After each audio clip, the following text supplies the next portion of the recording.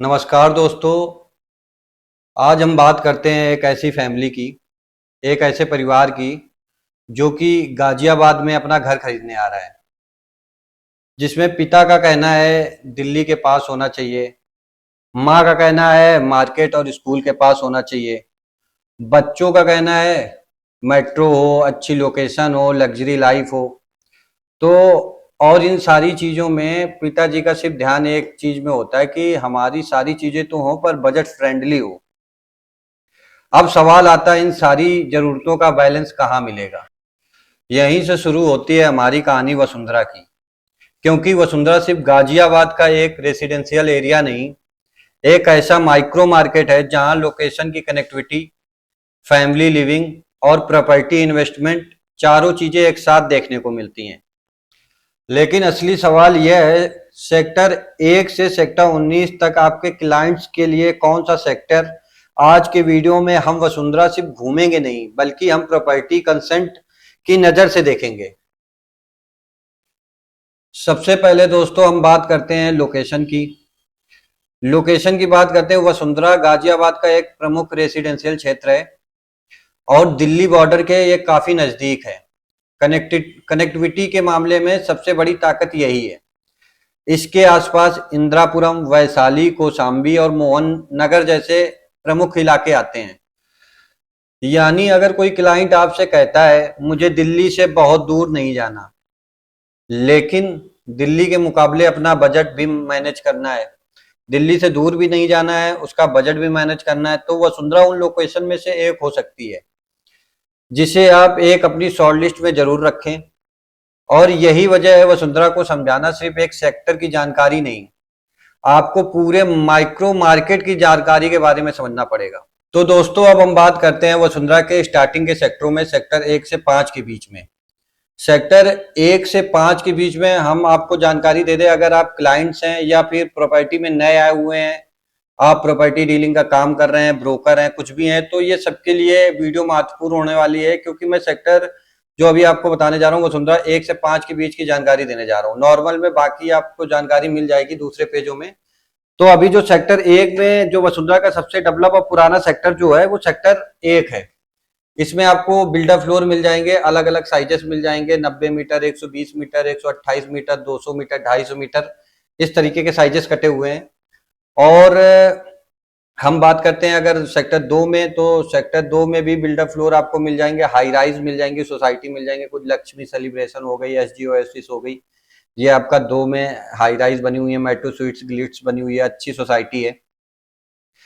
और इसी तरीके की हम बात करते हैं, इस वीडियो में मैं ज़्यादा जल्दी जल्दी कवर इसलिए कर रहा हूँ कि वीडियो ये लंबी हो सकती है, और अगर आपको किसी भी बारे में जानकारी चाहिए तो डिटेल में आप बोल सकते हैं, बता सकते हैं, मैं उसमें अलग प्रोवाइड करा दूंगा।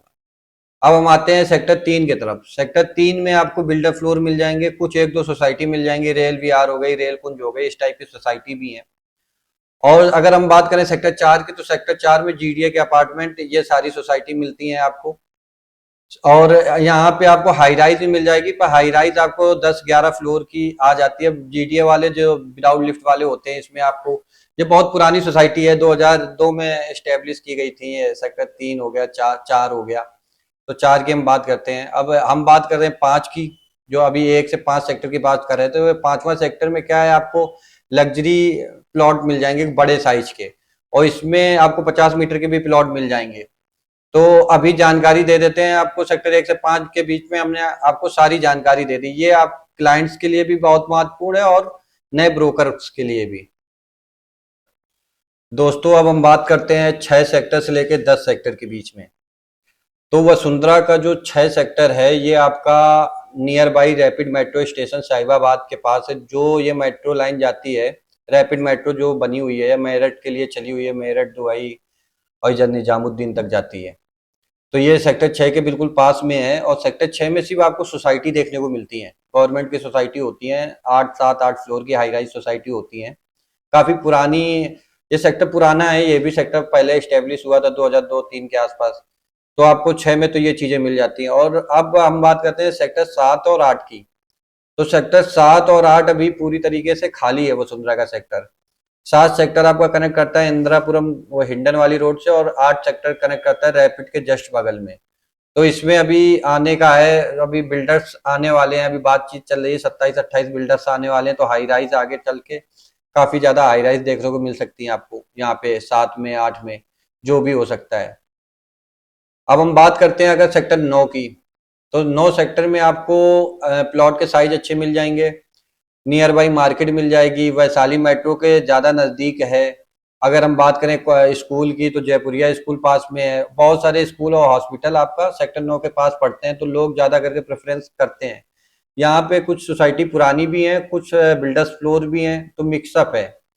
तो यहाँ भी आप देख सकते हैं, यहाँ पे क्या है कि आप सेक्टर 1 से 5 से ज़्यादा रेट इधर सेक्टर आपका 9, 10, 11, 12 की तरफ थोड़ा रेट हाई है, पर वो बजट के हिसाब से है, जिसको जहाँ पे जो सुविधा मिल सकती है वो आप अपने हिसाब से देख सकते हैं।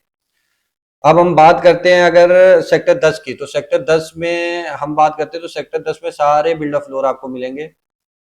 छोटे साइज 50 मीटर के भी यहाँ भी अवेलेबल है, 150 मीटर के भी अवेलेबल है, 200, 250, और यहाँ पे 10D थोड़ा प्रीमियम माना जाता है ABC से। दोस्तों अब हम बात करते हैं सेक्टर 11 से लेके सेक्टर 19 तक पूरा बताते हैं अभी आप आपको। अब हम आते हैं सेक्टर 11 में, तो सेक्टर 11 जो एरिया आपको पड़ता है, ये 9 के जस्ट बगल में पड़ता है। सेक्टर 9 और 11 अटैच है आपका। परशुराम चौक हो गए, किसान चौक हो गया, आपका विश्वकर्मा चौक हो गया, ये सारे बड़े सेक्टरों के चौक है। तो अगर हम बात करते हैं सेक्टर 11 में, तो सेक्टर 11 में भी आपको बिल्डर फ्लोर देखने को मिल जाता है, 1-2 सोसाइटी देखने को मिल जाती है। और ये सेक्टर 11 और 9 और सेक्टर 13 और सेक्टर 15, ये सब आपको एक रो से देखने को मिल जाएंगे, क्योंकि एक बीच में चौराहे के बगल ऑड में ऑड चलता है और इवन सेक्टर चलता है। तो यहाँ पे आपको सेक्टर 13 और 15 और 9 ये सारे सेक्टर एक तरफ मिलेंगे, 10, 12, 14 और 18 सेक्टर एक के तरफ मिलेंगे। अब बात करते हैं हम अगर सेक्टर 11 की हो गई, 12 की बात करते हैं, तो सेक्टर 12 में भी आपको बिल्डर फ्लोर देखने को मिलेगी, अच्छी सोसाइटी बिल्डर फ्लोर की जो होती हैं ऑनर के साथ, ये सारी चीजें बिल्डर फ्लोर के ऑप्शन। अगर कोई प्लॉट लेना चाह रहा है या कोई और चीजें देख रहा है, तो नियर बाई स्कूल आपका जयपुरिया सेक्टर 12 में ही है, मार्केट कॉमर्शियल मार्केट 12 में है, हॉस्पिटल भी है, तो ये लोकेशन अच्छी हो सकती है उसके लिए। और सेक्टर 12 के बाद 13 और 13 के बाद 14, ये सारे सेक्टर आसपास ही पड़ते हैं, तो ज़्यादा कोई डिफरेंस नहीं है। सब सब लोकेशन अच्छी हैं, बस ये डिपेंड करता है कि जिसको सोसाइटी देखनी है तो वो अपना सोसाइटी सेक्टर 14 में पड़ जाती है, कियान मिक्सन सोसाइटी, सेक्टर 15 में वसुंधरा ग्रैंड सोसाइटी पड़ती है। एक सेक्टर 13 में जो सबसे कमजोर सोसाइटी है वो एसकेजी मर्लिन सोसाइटी है, जो कि सबसे कम रेट में मिल जाता है। अगर किसी को रेंट में चाहिए आप उधर भी देख सकते हैं। अगर कोई मार्केट में ब्रोकर के थ्रू आ रहा है या ब्रोकर भी कोई नया मार्केट में है, तो वो ये ध्यान रखे कि हमें वसुंधरा में सेक्टरों का ज्ञान नहीं देना, क्योंकि सेक्टर तो सारे अच्छे हैं, पर किसकी जरूरत क्या है और किसको क्या चाहिए, ये हमें सबसे ज्यादा ध्यान देना पड़ेगा हमें, कि क्लाइंट्स की क्या जरूरत है। तो अभी हमने आपको बताया 15 तक के सारे सेक्टर में सोसाइटी बताया। अब सेक्टर 16 की बात करें, तो वहां पे बिल्डर फ्लोर गवर्नमेंट के ड्यूप्लेक्स मिल जाते हैं वहां पे। और सेक्टर 17 की अगर हम बात करें, तो वहां भी गवर्नमेंट के ड्यूप्लेक्स सारे बने हुए हैं। सेक्टर 4, 17 में सेम ड्यूप्लेक्स बने हुए हैं पुराने। और ये सेक्टर इसलिए और खास होते हैं क्योंकि वैशाली मेट्रो यहाँ से पास में होता है। वैशाली मेट्रो आपको पास में मिलेगी, और आपका रेडिएशन ब्लू आपका दिल्ली कनेक्टिविटी के लिए हाईवे, ये सारी चीजें यहाँ से पास है। 62, 62 आपका पास में है। वसुंधरा लोकेशन एक ऐसी लोकेशन है कि ये सारी लोकेशन इंदिरापुरम, वैशाली, इंदिरा, नोएडा 62, दिल्ली, ये सारी जगह जाने के लिए आपके लिए अच्छी परफेक्ट लोकेशन है। दोस्तों हम अब वापस उसी कहानी पे आते हैं। जो क्लाइंट हमसे घर खरीदने वसुंधरा में आया था, जिसके पिता की रिक्वायरमेंट थी कि एक बजट अच्छा हो और कनेक्टिविटी अच्छी हो। माता की जो रिक्वायरमेंट थी, माँ कह रही थी कि फैमिली फ्रेंडली हो और अपना मार्केट वगैरह सारी चीजें पास में हो। और जो बच्चों की रिक्वायरमेंट थी, वो ये देख रहे थे कि मेट्रो स्टेशन पास में है, हमारे स्कूल पास में है। तो सबकी चीजें अलग अलग तरीके से थी। दोस्तों इस कहानी के माध्यम से मैं ये बताना चाह रहा था कि अगर कोई एक कंसल्टेंट किसी को घर दिलाता है, डील हो जाती है, सारी चीजें अच्छी हैं, मगर अगर हम बात करें कि अगर किसी भी क्लाइंट को उसकी ज़रूरत के हिसाब से उसको सेक्टर दिलाया जाए या उसकी ज़रूरत समझ के उसकी चीज़ें पूरी कराई जाए, तो ज़्यादा अच्छा है। डील उस मामले में भी होती है और डील वैसे भी होती है।